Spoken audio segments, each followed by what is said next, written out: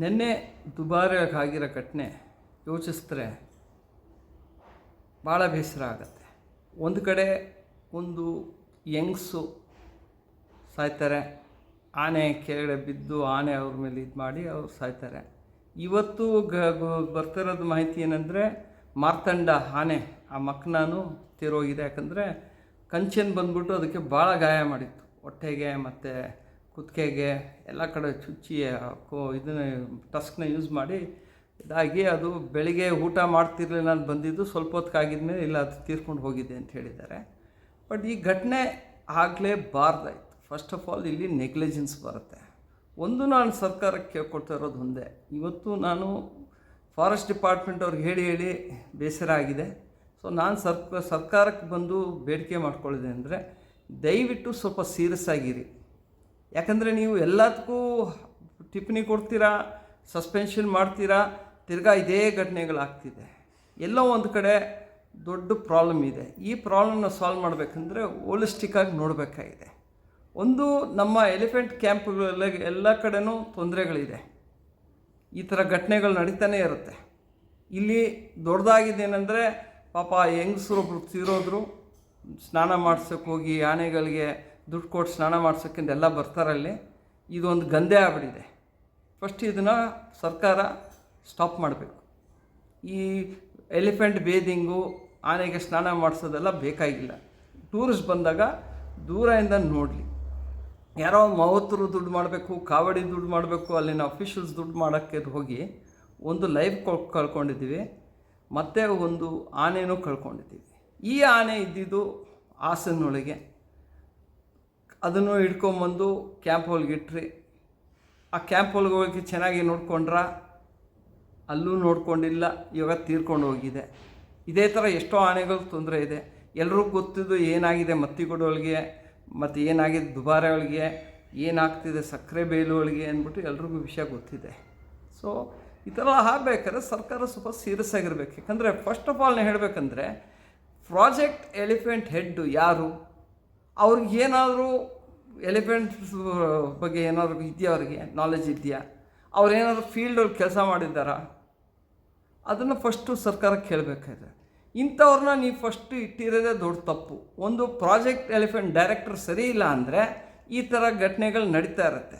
ನಾವು ಒಂದು 2 ಸತಿ ಅಲ್ಲ 3 ಸತಿ ಬರ್ತಿದ್ದೀವಿ ಸರ್ಕಾರಕ್ಕೆ, ದಯವಿಟ್ಟು ನೀವು ಇದು ಡೈರೆಕ್ಟರ್ನ ಚೇಂಜ್ ಮಾಡಿ ಅವ್ರಿಗೆ ಬೇರೆ ಯಾವ್ದಾದ್ರು ಪೋಸ್ಟ್ ಕೊಡಿ. ಯಾರಿಗೆ ಕೆಲಸ ಬರುತ್ತೆ, ಎಲಿಫೆಂಟ್ ಬಗ್ಗೆ ಇದು ಗೊತ್ತಿದೆಯೋ ಅಥವಾ ವೈಲ್ಡ್ ಲೈಫ್ ಬಗ್ಗೆ ಗೊತ್ತಿದೆಯೋ ಅಂಥವ್ರನ್ನ ತೊಗೊಂಬಂದರೆ ಸರ್ಕಾರ ಮಾಡಿಲ್ಲ. ಇವತ್ತು ಒಂದು ಹೆಂಗಸು ಸತ್ತಿದ್ದಾರೆ, ಮತ್ತೆ ಒಂದು ಆನೆ ಸತ್ತಿದೆ ಅಂದರೆ ನಾನು ಸರ್ಕಾರಕ್ಕೆ ಕೇಳಬೇಕಾಗಿರುತ್ತೆ, ನಿಮ್ಮದೇ ತಪ್ಪು. ಯಾಕಂದರೆ ನೀವು ಇಂಥವ್ರನ್ನಲ್ಲಿ ಕೂರಿಸಿದ್ದೀರಾ, ಅವ್ರಿಗೆ ಕಂಟ್ರೋಲ್ ಇಲ್ಲ ಅಂದರೆ ಈ ಥರ ಆಗತ್ತೆ. ಏನಾಗ್ತಿದೆ ಕ್ಯಾಂಪ್ಗಳಿಗೆ ಯಾರಿಗೂ ಗೊತ್ತಿಲ್ಲ, ನಮಗೆ ಮಾಹಿತಿಗಳು ಬರ್ತಾ ಇರುತ್ತೆ. ಈಗ ಎಷ್ಟೋ ತೊಂದರೆಗಳಾಗ್ತಿದೆ ಕ್ಯಾಂಪ್ಗಳಿಗೆ.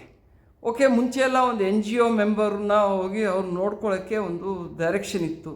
ಈಗ ಅದು ಫಾಲೋ ಮಾಡ್ತಿಲ್ಲ. ಯಾಕೆ ಫಾಲೋ ಮಾಡ್ತಿಲ್ಲ ಅಂದರೆ ಅವರು ಫಾರೆಸ್ಟ್ ಅವರು ಬಿಡ್ತಿಲ್ಲ ಇವ್ರಿಗೆ ಅಂದ್ಬಿಟ್ಟು ನಮಗೆ ಬರ್ತಿರೋದು ಮಾಹಿತಿ. ಅದು ಒಂದು ನಿಯಮ ಇದೆ. ಒಂದು NGO ಮೆಂಬರು ಅಲ್ಲಿನ ಯಾರೋರು ಅಲ್ಲಿ ಹೋಗಿ ಒಂದೊಂದು ಕ್ಯಾಂಪ್ ಒಳಗೆ ಅವಾಗವಾಗ ವಿಚಾರಣೆ ಮಾಡಬೇಕು. ಈಗ ಟೆಂಪಲ್ ಎಲಿಫೆಂಟ್ಸ್ ಇದೆ, ಅದಕ್ಕೂ ಹೋಗಿ ನೋಡ್ತಾರೆ, ಅದಕ್ಕೂ ನಿಗ್ಲೆಕ್ಟ್ ಆಗ್ತಿದೆ. ಸೊ ಇದು ಫಸ್ಟು ಸರ್ಕಾರದ ತಪ್ಪು. ಎರಡನೇದಾಗಿ ನಾವು ಬರೋದು ತಿರ್ಗಾ ಫಾರೆಸ್ಟ್ ಡಿಪಾರ್ಟ್ಮೆಂಟ್ ಬರ್ತೀನಿ. ನೀವು ಇಷ್ಟೆಲ್ಲ ಆಗ್ತಿದೆಯಲ್ಲ ಆನೆ ಪ್ರಾಬ್ಲಮ್ಗಳು, ಏನು ಮಾಡಿದ್ದೀರಾ? ಫಸ್ಟ್ ಆಫ್ ಆಲ್ ನೀವು ನಿಮ್ಮ ರೆವಿನ್ಯೂ ಡಿಪಾರ್ಟ್ಮೆಂಟ್ ಅವರು ಸರಿಯಾಗಿ ಕೋಆರ್ಡಿನೇಷನ್ ಇಲ್ದೋರೆ, ರೆವಿನ್ಯೂ ಅವರು ಫಾರೆಸ್ಟ್ನೆಲ್ಲ ಬಿಟ್ಟು ಅಲ್ಲಿನ ಫ್ರ್ಯಾಗ್ಮೆಂಟ್ ಮಾಡಿಬಿಟ್ಟಿದ್ದಾರೆ. ಎಲಿಫೆಂಟ್ ಕಾರಿಡಾರ್ ಫ್ರ್ಯಾಗ್ಮೆಂಟ್ ಮಾಡಿ ಇವತ್ತು ಎಲ್ಲ ಆನೆಗಳು ಊರಾಚೆ ಇದೆ. ಒಂದು 200ಕ್ಕಿಂತ ಹೆಚ್ಚು ಆನೆ ಕೊಡಗು ಮತ್ತು ಹಾಸನ ಜಿಲ್ಲೆ, ಈಗ ಚಿಕ್ಕಮಗಳೂರು ಆ ಕಡೆ ಎಲ್ಲ ಹೋಗ್ಬಿಟ್ಟಿದೆ. ಸೊ ಈಗ ಏನು ಪರಿಹಾರ? ಈಗ ಎಲ್ಲ ಆನೆಗಳು ಹಿಡಿದು ನೀವು ತಂದು ಕಾಡು ಬಿಡ್ತೀರಾ? ಆಗ್ತಾಯಿಲ್ಲ. ಆಮೇಲೆ ಇದೇ ಒಂದು ಬಿಸ್ನೆಸ್ ಆಗ್ಬಿಟ್ಟಿದೆ, ಗಂದೆ ಆಗ್ಬಿಟ್ಟಿದೆ. ಆನೆ ಹಿಡಿದ್ರೆ ಅದಕ್ಕೆ ಖರ್ಚು. ಒಂದು ಟ್ರಕ್ಕುಗಳು ತೊಗೊಂಡೋಗ್ಬೇಕು.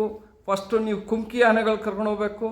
ಕುಮ್ಕಿ ಆನೆ ಕರ್ಕೊಂಡು ಹೋದಾಗ ಅದು ಟ್ರಾನ್ಸ್ಪೋರ್ಟ್ ಬೇಕು, ಆಮೇಲೆ ಸ್ಟಾಫ್ ಬೇಕು, ನಿಮ್ಗಲ್ಲಿ ಕ್ರೇನ್ ಬೇಕು, JCB ಬೇಕು, ಅದು ಬೇಕು, ಇದು ಬೇಕು, ಎಲ್ಲ ಥರನೂ ಖರ್ಚಾಗ್ತಿದೆ.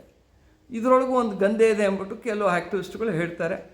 ಯಾಕಂದರೆ ಒಂದು ಹೊಗೆ ಇಲ್ದೋರೆ ಬೆಂಕಿ ಇಲ್ದೋರೆ ಹೊಗೆ ಬರಲ್ಲ.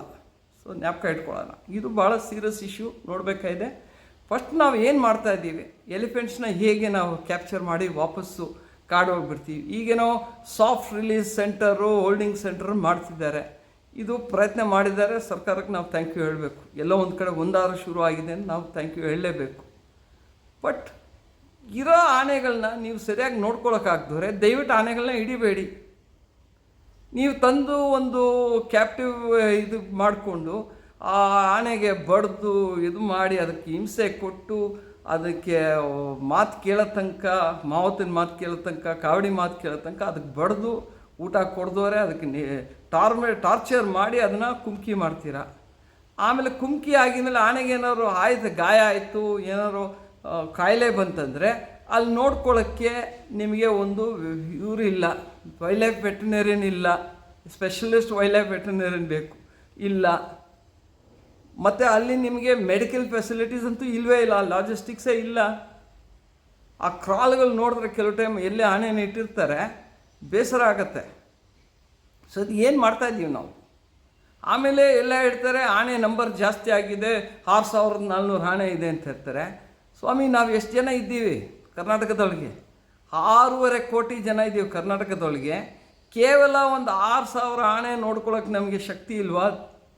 ನಮ್ಮ ಹತ್ರ ದುಡ್ಡು ಇಲ್ವಾ? ಆಸಕ್ತಿ ಇಲ್ವಾ? ಇಂಟೆಲಿಜೆನ್ಸ್ ಇಲ್ವಾ? ಇದು ಎಷ್ಟು ಸತಿ ಇದೇ ಥರ ಆಗ್ತಾ ಇರೋದು. 1 ಘಟನೆ, 2 ಘಟನೆ, 100 ಘಟನೆ ನಡೀತಿದೆ.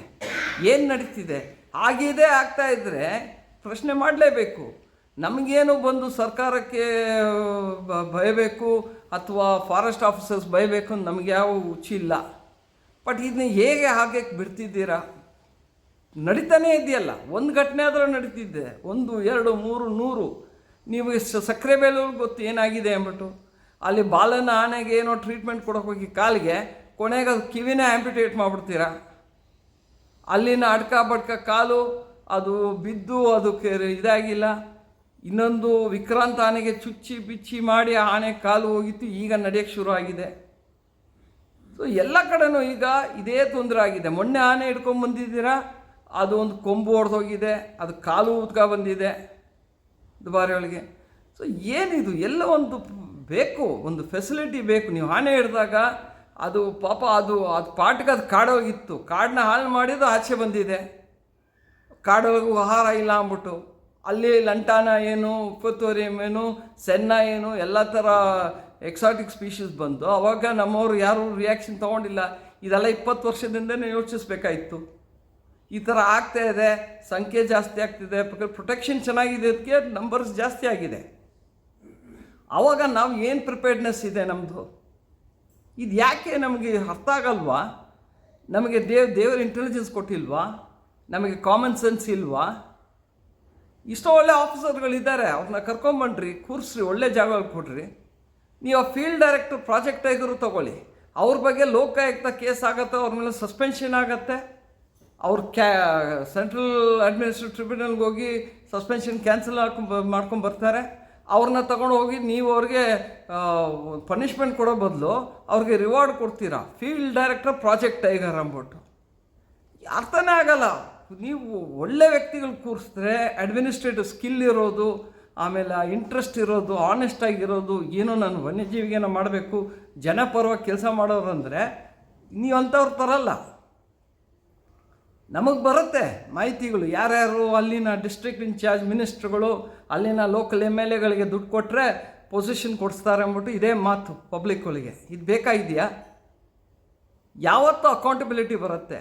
ಇದು ಕಾಡಿರೋದು ಕೇವಲ 4% ವನ್ಯಜೀವಿಗೆ, ಅದು ಉಳಿಸ್ಕೊಳಕ್ಕಾಗಲ್ಲ. ಈಗಲೂ ಹಾಳು ಮಾಡ್ಕೊಂಬರ್ತಿದ್ದಾರೆ. ಪಶ್ಚಿಮ ಘಟ್ಟಂತೂ ಚೂರು ಮಾಡ್ಕೊಂಬರ್ತಿದ್ದಾರೆ. ಬುದ್ಧಿ ಇಲ್ವನ್ರಿ ನಮ್ಮ ಲೀಡರ್ಸ್ಗೆ, ನಮ್ಮ ಬ್ಯೂರೋಕ್ರಾಟ್ಸ್ಗೆ ಬುದ್ಧಿ ಇಲ್ವಾ? ನಮ್ಮ ಫಾರೆಸ್ಟ್ ಆಫೀಸರ್ಸ್ ಬುದ್ಧಿ ಇಲ್ವಾ? ಗೊತ್ತು ಈ ಥರ ಹಿಂಗೆ ಶಕ್ತಿ, ಈ ಥರ ಮ್ಯಾನ್ ಆ್ಯನಿಮಲ್ ಕಾನ್ಫ್ಲಿಕ್ಟು, ವನ್ಯಜೀವಿ ಇದು ಇದುಗಳು ಆಗ್ತಾನೇ ಇದೆ. ತೊಂದರೆಗಳಾಗಬೇಕಾದ್ರೆ ಇನ್ನೂ ನಾವು ಹುಷಾರಾಗಿರಬೇಕು. ಆದರೂ ಹಾಳು ಮಾಡಿಕೊಂಡೇ ಕೂತಿದ್ದೀವಲ್ಲ ಈಗಲೂ. ಏನು ಒಂದು ಇದು ಬೇಡವಾ? ಜವಾಬ್ದಾರಿ ಬೇಡವಾ? ಒಂದು ಕಡೆ ರೈತರು ಪರದಾಡ್ತಿದ್ದಾರೆ, ಇನ್ನೊಂದು ಕಡೆ ನಾವು ನೋಡ್ತಾ ಇದ್ದೀವಿ, ಎಕ್ಸ್ಟ್ರೀಮ್ ಕ್ಲೈಮೇಟ್ ಇವೆಂಟ್ ಆಗ್ಬಿಟ್ಟು ಕ್ಲೈಮೇಟ್ ಕ್ರೈಸಿಸ್ ಇದ್ದಾಗ ಕಾಡನ್ನು ಉಳ್ಸೋದು ಬಿಟ್ಬಿಟ್ಟು ಇವರು ಶೆಟ್ಟಿಯಲ್ಲಿ ಕಾಡನ್ನೇ ಕೊಟ್ಬಿಡ್ತಾವ್ರಂತೆ 300 ಸ್ಕ್ವೇರ್ ಕಿಲೋಮೀಟ್ರು. ಅಲ್ಲಿನ ಮೂಕಾಂಬಿಕಾ ಫಾರೆಸ್ಟ್ನ ಹಾಳು ಮಾಡ್ಕೊಂಡು ಕೂತಿದ್ದಾರೆ. ಶೆಟ್ಟಿಯಲ್ಲಿ ಇಡೀರಿ ಮೂಕಾಂಬಿಕಾ ಇತ್ತು, ಸೋಮೇಶ್ವರ ವೈಲ್ಡ್ ಲೈಫ್ ಸ್ಯಾಂಕ್ಚುರಿ ಹಾಳು ಮಾಡ್ತಿದ್ದಾರೆ. ಶರಾವತಿ ವೈಲ್ಡ್ ಲೈಫ್ ಸ್ಯಾಂಕ್ಚುರಿ ನಮ್ಮ ಇದು ಶರಾವತಿ ಮೆಕ್ಯಾಕು ಲಯನ್ ಟೇಲ್ ಮೆಕ್ಯಾಕ್ ಸ್ಯಾಂಕ್ಚುರಿ ಹಾಳು ಮಾಡ್ಕೊಂಡು ಕೂತಿದ್ದೀರಾ. ಅಲ್ಲಿ ಕಾಲಿ ಟೈಗರ್ ರಿಸರ್ವ್ ತಮಾಷೆ ಹಾಕೊಂಡು ಕೂತಿದ್ದೀರಾ. ಏನು ಇದು? ಯಾರಿಗಾದ್ರು ಒಂದು ಇದು ಬೇಡವಾ? ನಾವು ಕ್ವಶನ್ ಮಾಡೋದೇ ಬೇಡವಾ? ನಾವುಗಳು ಫಸ್ಟು ನಮ್ಮ ತಪ್ಪು, ನಾವುಗಳು ಪ್ರಶ್ನೆ ಮಾಡಿದವರೆ ಈ ಥರ ನಡೀತಾ ಇರತ್ತೆ. ಆನೆಗೆ ನಾವು ದೇವರು ಅಂದ್ಬಿಟ್ಟು ಗಣೇಶ ಹಬ್ಬ ಬಂದಾಗ ಹಬ್ಬ ಇದು ಮಾಡ್ತೀವಿ, ಮಜಾ ಮಾಡ್ತೀವಿ ದೇವರ ಹೆಸರೊಳಗೆ. ಈಗ ಆನೆಗೆ ಈ ಥರ ತೊಂದರೆ ಇದ್ದಾಗ ಯಾರು ನಿಂತ್ಕೋತಾರೆ? ಎಷ್ಟು ಆನೆಗಳು ಸಾಯ್ತಿದೆ ಗೊತ್ತಾ ಕರ್ನಾಟಕದೊಳಗೆ? ಎಸ್ಪೆಷಲಿ ನಮ್ಮ ಕ್ಯಾಪ್ಟಿವ್ ಎಲಿಫೆಂಟ್ಸ್ ಎಷ್ಟು ಸತ್ತಿದೆ ಅಂತ ಲೆಕ್ಕಾಚಾರ ಹಾಕ್ತಾರೆ. ಎಲ್ಲರೂ ತಲೆ ಬಗ್ಸ್ಕೋಬೇಕು. ನಮ್ಮ ಕಾಡಾನೆಗಳನ್ನ ಎಷ್ಟು ಚೆನ್ನಾಗಿ ನೋಡ್ಕೋತಿದ್ದೀವಿ ನೋಡ್ಬೇಕಂದ್ರೆ ನಾವೆಲ್ಲ ತಲೆ ಬಗ್ಸಿ ಮಾತಾಡಬೇಕು. ಬೇಸರ ಇದು. ಸರ್ಕಾರ ಸೀರಿಯಸ್ ಆಗಿ ವೈಲ್ಡ್ ಲೈಫ್ ಡಿಪಾರ್ಟ್ಮೆಂಟ್ ಯಾರು ಇದ್ದಾರೋ ಅವ್ರನ್ನೆಲ್ಲ ಫಸ್ಟ್ ಚೇಂಜ್ ಮಾಡಬೇಕು. ಅವ್ರಿಗೆ ಸೀರಿಯಸ್ನೆಸ್ ಇಲ್ಲ ಅಂದರೆ ಮನೆಗೆ ಹೋಗಲಿ. ನಾವು ಕೇಳ್ಕೊತಿರೋದು ಜನ ಎಲ್ಲ ಮಾತಾಡಬೇಕು. ಇಲ್ದರೆ ಇದು ನಡೀತಾನೆ ಇರುತ್ತೆ ಘಟನೆಗಳು.